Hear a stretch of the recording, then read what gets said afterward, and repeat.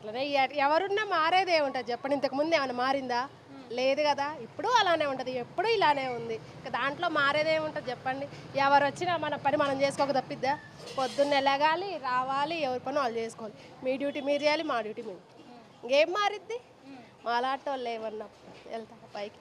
లేదు కదా, ఇక్కడే ఉంటాం. ఈ స్థాయి ఇదే ఇక, ఏమీ మారదు. అంటే కాంగ్రెస్ వచ్చిన తర్వాత చాలా స్కీమ్స్ చెప్పింది కదా. ఏమున్నాయి? ఎవరికి వస్తున్నాయి?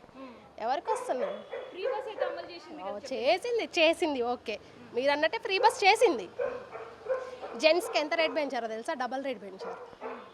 అయిపోయి చేయడం ఎందుకు? అసలు ఎందుకు ఇవ్వాలి ఫ్రీగా ఏదైనా? ఫ్రీ బస్ ఎందుకు ఫ్రీ ఇస్తున్నారు? చిన్న పిల్లగాళ్ళకి 4 సంవత్సరాలంటే టికెట్ కొట్టేస్తున్నారు. బాధుడేనా? ఎందుకు ఇంకా అది ఏం ఫ్రీ ఇస్తున్నారు? ఎందుకు అది ఫ్రీ? ఏం చేసుకుంటాం? ఒకటి ఇస్తే విద్యనివ్వాలి ఫ్రీగా, ఆరోగ్యం. ఇంతకు మించి అసలు ఏది వద్దు ఫ్రీగా మాకు. అసలు ఫ్రీ అనే మాటకే తోగలేదు. వేస్ట్ అసలు. ఆ ఫ్రీ పెట్టారు ఎవరికి సుఖం? అవును, అది నిజం. నిజంగా సోమరిపోతులు అవుతున్నారు కదా జనాలు.